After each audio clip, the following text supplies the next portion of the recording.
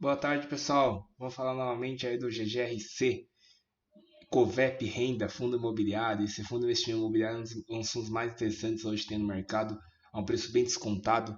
Hoje, no dia 4/6, ele está valendo aí R$ 125, é um ótimo preço de entrada, tá? Eu vou falar um pouquinho desse fundo para vocês hoje. Eu tenho ele na carteira desde, se não me engano, acho que agosto, setembro do ano passado, quando teve um escândalo, né, entre os gestores da Supernova Capital que foram presos. E de lá para cá, muita gente perguntou se o fundo teria aí teria sido impactado ou não, tá?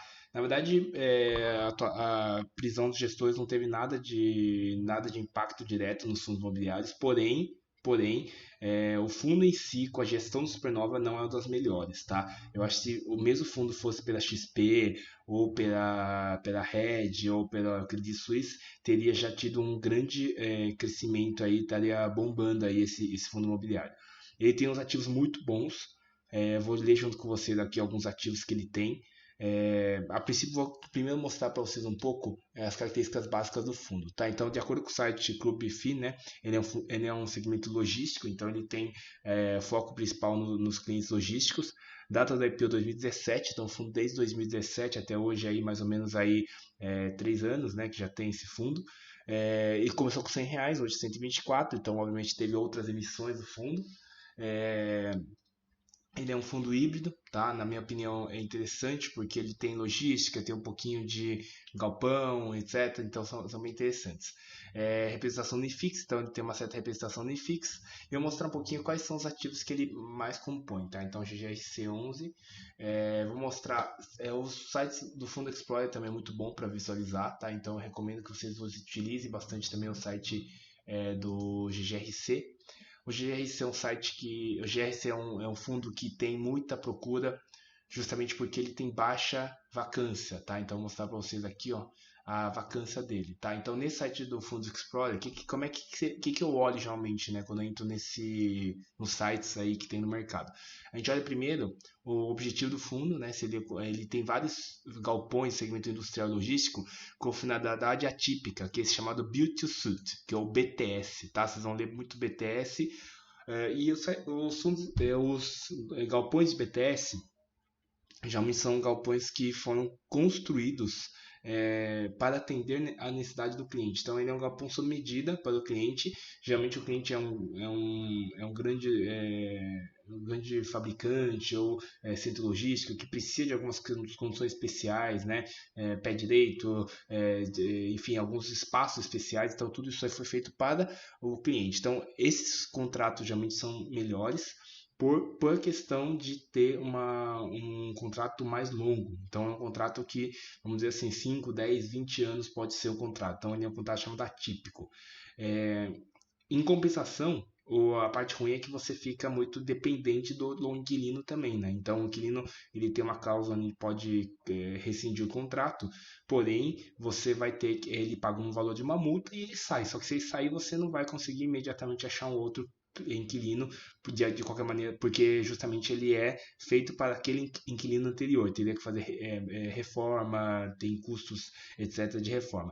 Então, tem vantagens e desvantagens. Quais são as principais vantagens? Você tem um contrato muito mais longo prazo, tem garantia desse pagamento, tá? E a desvantagem justamente é porque você, se sair o inquilino, você não consegue trocar por um outro rapidamente. Você tem que fazer reformas, tem que adotar outras estratégias para achar os inquilinos. Então, isso são partes boas, com vantagem e desvantagens do GGRC. Provento é muito bom, nos últimos 12 meses aí tem quase aí 7% de provento, tá? Então, na minha opinião, é um fundo que paga bem, então desde o IPO aí 23%, então é um fundo que a princípio paga bem e o gestor geralmente ele guarda bastante para dividir no semestre. Então olha só, em janeiro teve quase R$ 1 aí de distribuição, tá? Geralmente perto de janeiro, final do ano, cada semestre ele tem uma distribuição maior. Então na minha opinião é um fundo que ele tem assim cartas na manga, vamos dizer assim. Então ele tem alguns pagamentos de alguns inquilinos que pagam semestralmente. E quando o inquilino paga semestralmente, o gestor pode escolher entre distribuir eles ao longo dos meses ou de uma vez só. Então, eu acho que é um fundo sempre que vale a pena ter na carteira. Tá? Em relação ao preço de entrada, a gente vai discutir um pouco mais, mas eu entendo que vale a pena aí pensar sobre essa questão de um fundo logístico que não teve tanto impacto na crise e que tem bastante inquilinos de boa qualidade. Tá? Aqui ele mostra um pouquinho do valor patrimonial, tá? Então, olha só, de dezembro do ano passado, 118, então 120, aí 120, mais ou menos seria o valor patrimonial deste fundo, tá? O fundo já teve valor patrimonial 103, 2018, então ele está na faixa 120. Então, o valor 120 é um valor bom para esse fundo, né? E está um pouco acima do valor patrimonial, mas ele, por ser um fundo de logística, que foi menos afetado com a crise, eu acho que vale a pena sim este valor patrimonial. Ele não está tão assim defasado, tá? Ele tem 15 ativos em 8 estados, então na minha opinião também é muito interessante, justamente porque ele é um fundo bem diversificado, né? Então ele tem lá em Goiás, Minas, João Pessoa, tem no Paraná, Rio Grande do Sul, e Santa Catarina e em São Paulo. Então é um fundo que tem bastante aí variações, né? Várias localidades diferentes, tá? O que mais é interessante? Alguns clientes que ele tem, a Itera, recentemente a Itera entrou com um pedido aí de isenção do pagamento, postergação do pagamento diretamente com a liminar. Foi bem mal visto aí no setor, então na verdade teve um calote no sentido, mas eu acho que vai se resolver, tá? Com a economia voltando aí, enfim, acredito que volte aí, enfim, eu acho que vai acabar voltando aí os pagamentos. De qualquer maneira, é um dos clientes problemáticos, né? Isso nesses momentos que a gente vê como o gestor vai atuar, como ele vai ser forte para cobrar o que deve, né? A Enig, uma dos inquilinos, Ambev, Jeffrey Produtos Siderúrgicos, vamos ver aqui, ó, ele tem o Moinho Cascavel, Ambev, então a maior parte dos clientes Ambev, embalagens, então de Camargo Embalagens, tá? Essa empresa aqui, Cepal Embalagens Flexíveis, Copobras, que é de copos, né? Descartáveis, Copobras também, e Todimo e Covolan. São alguns clientes que eu praticamente não conheço necessariamente, mas são interessantes, tá? São clientes já de longo prazo. E a ocupação física, vocês podem ver que está 100%, então a ocupação financeira também 100%, ou seja, o fundo que não tem quase ninguém aí vago, né? E isso aí já está totalmente alocado. E se eu não me engano, o gestor ainda tem recursos aí para alocar, tá? Então, geralmente a gente sempre olha esses itens aí. Mostrar para vocês aqui o site deles, né? O site deles mostra os ativos imobiliários, então vamos olhar um pouquinho aqui quais são as outras informações que tem nos ativos. Só relembrando, né? Para quem está começando aí nesse mercado de fundos imobiliários, vale a pena se me cadastrar nos RIs das empresas, tá? Então, sempre aqui, ó, nessas partes aqui, deixa eu só voltar aqui, ó, aqui embaixo onde tem os newsletters, né? Sempre cadastre os newsletters para vocês poderem sempre receber no e-mail as informações. Uma curiosidade, né? O Supernova Capital, que é essa empresa que é gestora do GGRC, eles não mandam relatório gerencial para Bovespa. Eu acho uma besteira, enfim, é uma coisa simples, né? Que eles deveriam enviar. Eles deixam só no site e por e-mail eles enviam. Então acho que sim, falta bastante essa transparência dos gestores nesse sentido de mostrar o relatório para a Bovespa. A Bovespa não exige, então não é uma exigência que precisa todo fundo enviar, mas é uma praxe de mercado, é uma coisa que informa aí os cotistas, né? Afinal, o fundo tem mais aí de 70 mil cotistas, pelo que eu te li aqui, ó, 70.102 cotistas, tá? Então vale a pena vocês entenderem que é um fundo bem diversificado, com muitos cotistas, que isso é bom, né? Quanto mais cotistas, tem mais pressão, mais pulverizado, não fica na mão de um só para tomar as decisões, tá? Aqui, os ativos imobiliários, né? Então vamos clicar aqui, ó. Ele mostra os clientes que ele tem. Então, tem da Ambev, né? Cepal é vamos ver aqui que é. A Ambev todo mundo conhece, é uma marca aí de cervejas, refrigerantes, né? No setor de consumo, né? Camargo, companhia de embalagem, como a gente já falado para vocês, né? Uma companhia de embalagem. Então, ó, esse galpão industrial fica lá em Tietê, 30 milhões.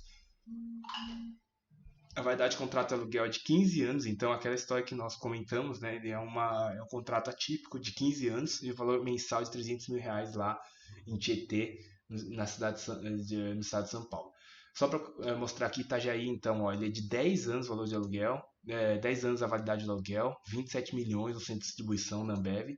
Tem o centro de distribuição em Pelotas também, que é de 33 milhões, 10 anos também. Cepalgo Filmes, que é o galpão industrial, fica lá em Aparecida de Goiânia, em Goiás, tá? 20 milhões foi investimento, 10 anos também valor de validade do aluguel. Copobras, Guarulhos, Copobras, João Pessoa, 26 milhões, 10 anos também, tá? Então todos eles contratam esse aqui de 15 anos. Então assim, são galpões de longo prazo, tá? Essa que é a ideia que vocês querem que todo mundo entenda. Covolan tem indústria têxtil, então galpão industrial também, 70 milhões esse galpão, 15 anos também, tá? Vamos ver a Ering aqui ó, de Anápolis, Goiânia, 8 anos. Então são contratos bem longos, tá? Jeff Produtos Siderúrgicos, 10 anos também, 40 milhões de galpão lá em Betim. São Miguel do Iguaçu, Moinho Iguaçu, tá? Então asilo de armazenagem da Moinho Iguaçu, 10 anos também. Cascavel, Moinho Iguaçu, 10 anos também. Nissei, uma farmácia, tá? Lá em Colombo, no Paraná, 26 centros de distribuição deles, a Nissei, 25 milhões, 10 anos também. Todimo, vamos ver o que é Todimo. Todimo já nasceu para construir, de construção, acredito, tá? Santa Cruz, farmácia também, 18 milhões aí, 7 anos. Suzano, centro de distribuição de Suzano. E a Itera Group, que é da indústria automotiva, tá? Ele vende produtos automotivos lá em São José das Pinhais. 76 milhões, 12 anos aí o validade do contrato, sendo que é 700 mil reais o aluguel mensal. Esse 700 mil é aquele que estava devendo aí há pouco tempo atrás, tá? Então acho que vale a pena o gestor ir atrás, tentar sempre esclarecer as informações para os cotistas, tá bom? Deixa eu mostrar aqui, ó. Aqui, ó, sempre contrato atípico, então todos os contratos deles são atípicos desse fundo, tá? Essa é a taxa de administração de 1,1%, não tem taxa performance, então também isso é interessante. É um fundo que não vai comer tanto aí o rendimento aí do cotista. Aqui dos downloads, tá? Sempre recomendo vocês olharem os relatórios da gestão, tá? Relatório gestor. Esse relatório da gestão, tá? Então tem a de abril, que é o mais recente aqui. Você clicando aqui, ele abre aqui a janelinha do relatório, tá? Ele já consegue então abrir o relatório. Deixa eu só mostrar para vocês aqui como é que vai ser. Mas é bem interessante porque a ideia é que vocês entendam como funciona esse relatório do GRC, tá?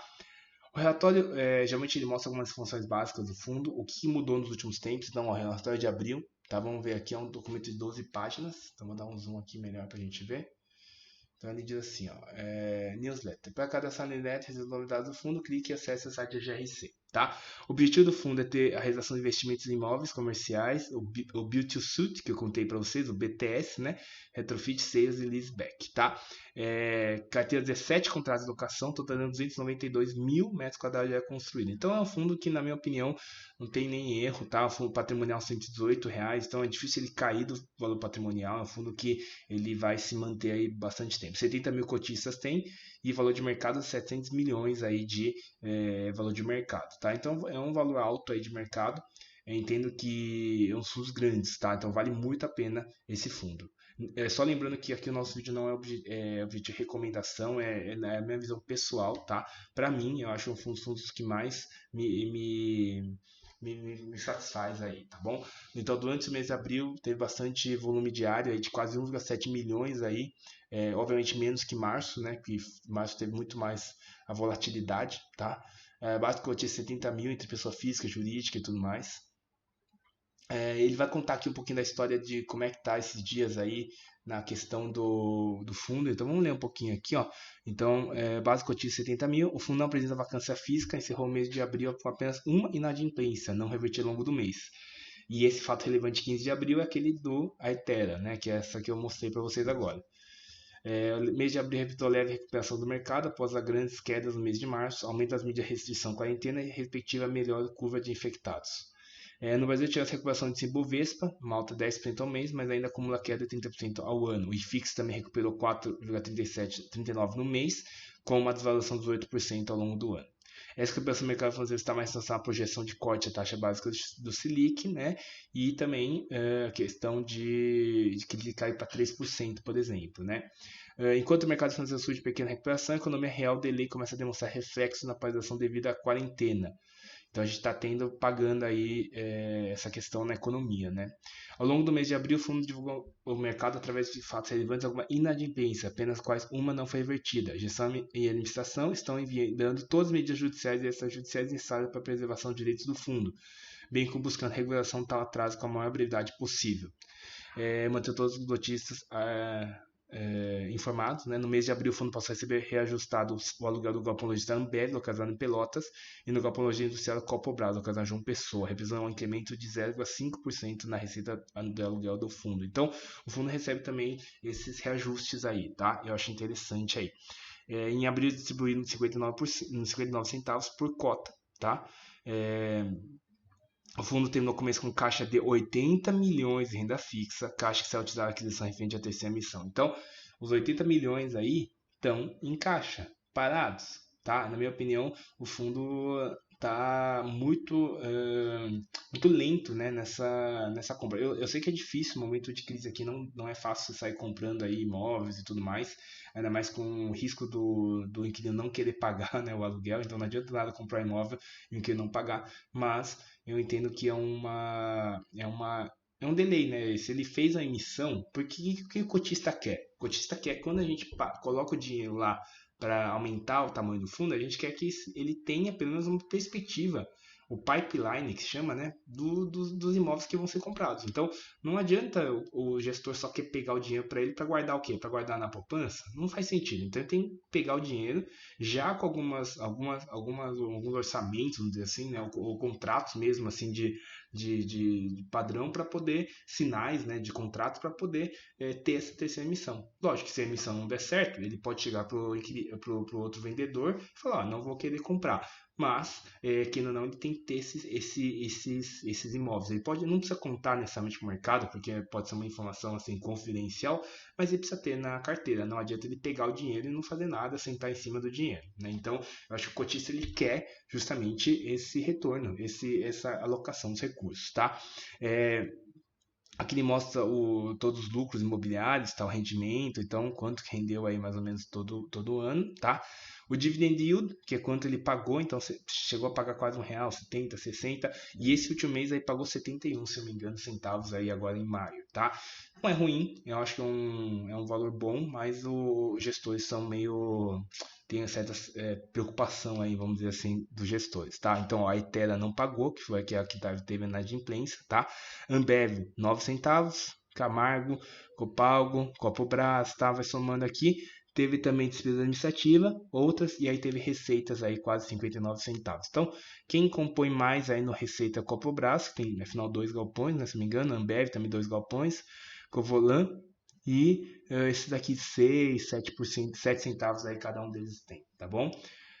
Rentabilidade, então vamos entender um pouco de rentabilidade. Então abriu aí quase 2,7%, desde o início 20%. Então compara com esse CDI, hoje ninguém mais compara, nem com o IPCA, tá? Porque os dois são muito ruins no dia a dia. Então a gente tem que comparar com uma rentabilidade bem acima do CDI, mas sem contar ele com o benchmark, né? Eu acho que ele já foi muito tempo aí o benchmark, mas hoje está mudando aí o cenário, né? Seria até ideal pegar um benchmark, vamos dizer assim, os juros reais, por exemplo, tá? Então acho interessante. Cotista, a maior parte de São Paulo, né? E o número de cotistas também foi crescendo ao longo do tempo. Em novembro tinha 60 mil, já está mais 70 mil aí cotistas. Valor do fundo, ó, chegou, como eu falei para você, chegou a R$150 em dezembro, tá? Eu comprei nessa fase mais ou menos aqui de 137, 135, que é um valor muito bom do fundo. E aí ele teve aquisições como Suzano, aqui ó, aquisição BTS. E aí chegou uma hora aqui que ele estourou aí para chegar quase aí a R$150. Eu acho que dificilmente volta a R$150, mas o valor de 140, 145 é um valor bem razoável aí para esse fundo, tá? 120 eu acho o valor um pouco baixo, 118 então nem se fala, é um valor assim, limite, suporte mínimo aí desse fundo, beleza? Cronograma de reajuste, ó, então vamos ver aqui, ó, abril 37%, dezembro, depois tem junho, janeiro, março, então são alguns cronologia de reajuste. Então agora abril teria alguns reajustes, né? Dezembro, depois tem janeiro, tipologia. 50% é industrial, 45% logístico. Eu acho que essa indústria logística, na minha opinião, os dois são muito parecidos, tá? não vejo nenhuma vantagem especial em uma ou outra, eu acho que vale a pena essa diversificação mesmo, tá? Ramo de atividade vale a pena diversificar, porque se um setor ficar muito ruim, você consegue diversificar. Regiões do Brasil, então, mais ainda tem que ser diversificado, tá? Principalmente que a gente tá falando aqui de galpões logísticos, então a logística é muito importante, tem que estar em um lugar de fácil acesso, grandes rodovias, grandes centros, distribuição e tudo mais, então acho que tudo isso faz parte do fundo, tá? O reajuste IPCA, então todos eles pela inflação, que eu acho muito melhor do que pelo IGPM. O IGPM é uma coisa que a gente fazia muito por padrão, mas o IPCA é o ideal, tá? O vencimento do contrato, se for ver, ó, 2030, olha só que interessante, 2030 30%, 2028 26%, 2025 27%, ou seja, estamos em 2020. A princípio, daqui 5 anos, eu diria 7 anos, a gente está bem tranquilo aí com esse fundo, tá? A princípio, os contratos são de longo prazo, então, na minha opinião, não há muito riscos aí, tá? Então, acho que vale a pena sim esse fundo por essa razão aí, tá? Vamos olhar um pouquinho aqui a localização, né? Como eu tinha mostrado para vocês, aluguéis, vencimentos, tá? Então, é bem tranquilo aí esses vencimentos. Não tem nenhum problema com relação a esses vencimentos. O relacionamento com os investidores aqui está um site, é uma empresa aqui de São Paulo, na Faria Lima, tá? E vale a pena sim botar pressão nos gestores para esclarecimento sempre da situação do fundo.